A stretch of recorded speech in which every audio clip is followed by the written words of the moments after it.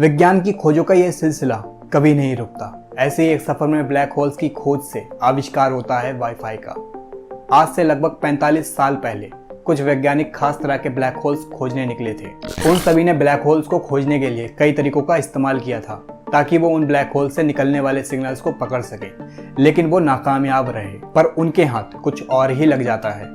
15 से 20 साल बीतने के बाद एक नए तरह से रिसर्च दोबारा शुरू होती है और एक ऐसी टेक्नोलॉजी सामने आती है जिसका इस्तेमाल आज हम सभी कर रहे हैं। उस टेक्नोलॉजी का नाम है वाईफाई।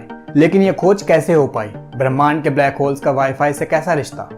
नमस्कार दोस्तों, मेरा नाम है ऋषभ और स्वागत है आपका द इंटेंस सीक्रेट में। आज इस वीडियो में ब्लैक होल से वाईफाई की खोज कैसे हुई ये जानेंगे। 1915 में एल्बर्ट आइंस्टाइन ने अपनी सबसे famous theory the theory of relativity publish की। ये थ्योरी असल में ग्रेविटी को समझने का सबसे ताकतवर सिद्धांत है। इससे पहले न्यूटन ने भी ग्रेविटी को समझाने की कोशिश की थी, लेकिन न्यूटन की थ्योरी से यूनिवर्स की ग्रेविटी समझना थोड़ा सा मुश्किल हो रही थी। आइंस्टाइन ने ना सिर्फ ग्रेविटी को बेहतर तरह से एक्सप्लेन किया, बल्कि उन्होंने इसकी बेहतरीन मैथमेटिकल इक्वेशन भी दी। थ्योरी ऑफ रिलेटिविटी मैथ से भरी हुई थी और दूसरे वैज्ञानिकों को इसने काफी मदद की। इसी थ्योरी से कुछ अजीब तरह की इक्वेशंस ने जन्म लिया। उन्हीं इक्वेशंस में से एक था ब्लैक होल। कुछ वैज्ञानिकों ने इस थ्योरी के अकॉर्डिंग ब्लैक होल नाम का फिनोमिना सामने रखा। उन्होंने कहा कि यूनिवर्स में कुछ ऐसी जगहें भी मौजूद हैं जहां ग्रेविटी हद से ज्यादा है, इतनी ज्यादा कि उस जगह से कोई भी चीज बच के नहीं जा सकती।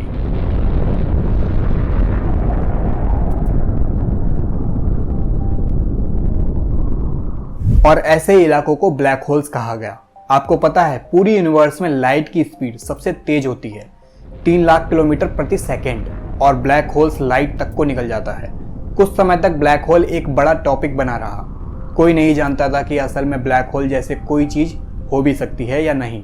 लंबे समय के बाद 1970 में ब्लैक होल्स के शुरुआती सबूत मिले और कुछ टाइम के बाद ब्लैक होल्स की पहली फोटो बाहर आई। अब सभी को पता चल गया कि ब्लैक होल्स यूनिवर्स में मौजूद हैं। लेकिन जब भी ब्लैक होल्स का नाम सामने आता है तो हम सोचते हैं कि ब्लैक होल्स बड़े और भारी भरकम ही होते हैं। एग्जाम्पल के तौर पर हमारी मिल्की वे गैलेक्सी के सेंटर में मौजूद सैजिटेरियस ए स्टार, इसका मास लगभग सूर्य से 43 लाख गुना ज्यादा है।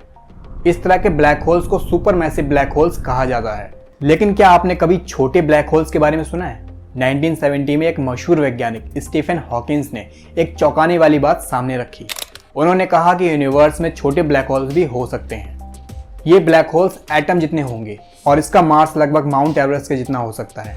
हॉकिंस के ये मिनी ब्लैक होल्स एक थियोरेटिकल ऑब्जेक्ट थे, यानी इनका कोई प्रूफ नहीं था कि ये है भी या नहीं, और इनका पता लगाना बहुत ही मुश्किल काम था। अब जरा सोचिए, एटम जो इतने छोटे होते हैं, और जब इतने बड़े ब्लैक होल्स का पता लगाने में दशकों लग गए तो इतने छोटे ब्लैक होल्स को कैसे ढूंढ सकते हैं? पर इन छोटे ब्लैक होल्स की एक खास बात थी। ये कहा गया कि ये ब्लैक होल्स कम टाइम पर ही खुद ही एक्सप्लोड हो जाते हैं, और इनके ऐसा करने पर इनसे निकलती है रेडिएशन। अगर किसी तरह इस रेडिएशन को कैच किया जा सके तो इन्हें भी ढूंढा जा सकता है। इस तर्क पर कुछ वैज्ञानिक अलग अलग जगहों पर इन ब्लैक होल्स को खोजने लगे। एस्ट्रोनॉमी में रेडियो एस्ट्रोनॉमी नाम की एक फील्ड होती है जिसमें बाहर गैलेक्सी से आने वाले रेडियो सिग्नल से यूनिवर्स को स्टडी किया जाता है, क्योंकि ब्रह्मांड में कई चीजें रेडियो सिग्नल छोड़ती हैं। इसी से उसी चीज के बारे में बहुत कुछ पता लगाया जा सकता था। 1974 में ऑस्ट्रेलिया की एक वैज्ञानिक इसी साल पीएचडी पूरी करते हैं, जिनका नाम था जॉन ओ सोलेवन। अपनी पढ़ाई के बाद जॉन नीदरलैंड पहुंचते हैं, जहां फाउंडेशन फॉर रेडियो एस्ट्रोनॉमी नाम की रिसर्च फर्म ज्वाइन करते हैं। प्रेजेंट टाइम पर इसे एस्ट्रॉन कहा जाता है। जॉन स्टीफन हॉकिंस के मिनी ब्लैक होल्स खोजने में लगे हुए थे। उन्हें ब्लैक होल से निकलने वाली रेडिएशन की तलाश थी, पर उन सिग्नल्स को ढूंढ पाना बहुत मुश्किल काम था, क्योंकि ये सिग्नल्स यूनिवर्स के दूसरे छोर से निकलते थे और रास्ते में ट्रेवल करते हुए थोड़े कमजोर भी हो जाते थे। साथ ही ब्रह्मांड में रेडियो सिग्नल्स का इतना बैकग्राउंड नॉइस है जिससे इस सिग्नल को अलग करना बहुत मुश्किल काम था। तो जॉन और उनके साथी इन्हीं मुश्किलों को दूर करने में लग गए। उन्होंने 1977 में एक पेपर पब्लिश किया जिसका टाइटल था image sharpness Fourier optics and redundant spacing interferometry. उनका काम समझने से पहले हम थोड़ा ये जान लेते हैं कि सिग्नल प्रोसेसिंग होती कैसे है। नेचर के जो भी सिग्नल्स होते हैं उनमें मैथमेटिक्स छुपी होती है, और जब भी हम कोई पिक्चर क्लिक करते हैं या ऑडियो रिकॉर्ड करते हैं तो हमारे डिवाइस उन सिग्नल्स में छुपी मैथ को नोट कर लेते हैं। यानी किसी भी तरह के सिग्नल प्रोसेस में हैवी मैथ छुपी रहती है। उदाहरण के लिए आपको ये तो पता ही होगा कि अलग अलग स्क्रू खोलने के लिए अलग अलग तरह के पेचकस चाहिए होते हैं। वैसे ही नट्स को खोलने के लिए अलग अलग साइज के पाने चाहिए होते हैं। इसी तरह सिग्नल प्रोसेसिंग में यानी सिग्नल्स को समझने के लिए अलग अलग मैथमेटिकल टूल्स चाहिए होते हैं। ऐसे ही सिग्नल को पकड़ने के लिए एक मैथमेटिकल टूल का इस्तेमाल किया जाता है जिसका नाम है फास्ट फोरियर ट्रांसफॉर्म यानी FFT। ये मैं आपको इसलिए बता रहा हूँ क्योंकि रेडियो एस्ट्रोनॉमी में मिनी ब्लैक होल्स के सिग्नल्स को पकड़ने के लिए जो मेथड्स जॉन और उनके साथी ने तैयार किए थे उसमें इसी मैथमेटिकल टूल यानी FFT ने मेन रोल प्ले किया था। जॉन ने एक टेक्निक तैयार की जिसमें उन्होंने ये उम्मीद की कि वो एक मरते हुए मिनी ब्लैक होल की आवाज़ सुन पाएंगे, यानी वो रेडियो सिग्नल को पकड़ लेंगे, लेकिन ऐसा पॉसिबल नहीं हो पाया। 1983 में जॉन ऑस्ट्रेलिया चले गए और यहाँ वो साइरो ज्वाइन कर लेते हैं। ये असल में ऑस्ट्रेलिया की एक सरकारी एजेंसी है जो कि देश में साइंटिफिक रिसर्च को आगे बढ़ाने का काम करती है, जैसे भारत में CSIR काम करती है।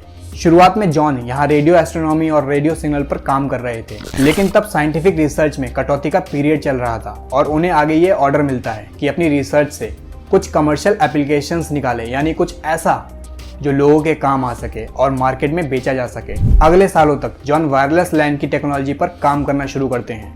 ये असल में एक कंप्यूटर की टेक्नोलॉजी है। लैन का मतलब होता है लोकल एरिया नेटवर्क।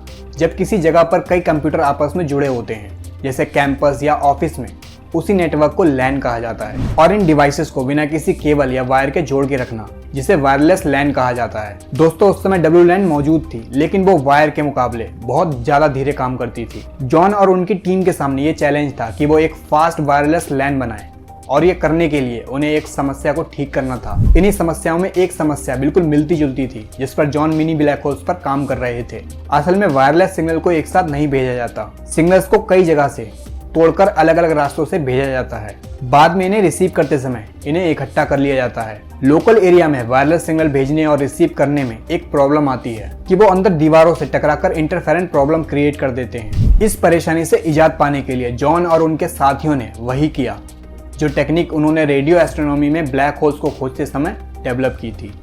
वायरलेस लैन को आगे बढ़ाने में फास्ट फोरियर ट्रांसफॉर्म यानी FFT वाले टूल्स काम में आए। अगर इसे आसान शब्दों में कहें तो ब्रह्मांड के दूसरे छोर से रेडियो सिग्नल को कैद करने के लिए जो जाली तैयार की गई थी वो वायरलेस सिग्नल्स को छानने वाली छन्नी बन के रह गई। 1990 में जॉन और उनकी टीम ने फास्ट वायरलेस टेक्नोलॉजी को तैयार कर लिया। 1992 में साइरो ने ऑस्ट्रेलिया में इस टेक्नोलॉजी का पेटेंट फाइल किया और 1993 में उन्होंने US और यूरोप में भी इसका पेटेंट फाइल कर दिया। फिर 1996 में इसे अप्रूव कर दिया गया। फिर अगले कुछ सालों में बाजार में जब यह फास्ट वायरलेस सिस्टम आया तो वो वाईफाई के नाम से जाना गया। इस तरह ब्लैक होल्स को खोजने का काम शुरू हुआ था। उसके फलस्वरूप वाईफाई का मौजूदा स्वरूप तैयार हो पाया। ये एक बहुत कमाल की बात है कि हम ये कह सकते हैं कि जब भी हम अपने डिवाइस में वाईफाई को ऑन करते हैं तो असल में ये प्रणाली एक मिनी ब्लैक होल को ढूंढ रही होती है। वीडियो अगर आपको पसंद आई हो तो लाइक करें, और अगर आपको इस वीडियो से कुछ सीखने को मिला हो तो चैनल को सब्सक्राइब कर लें। मिलते हैं नेक्स्ट वीडियो में।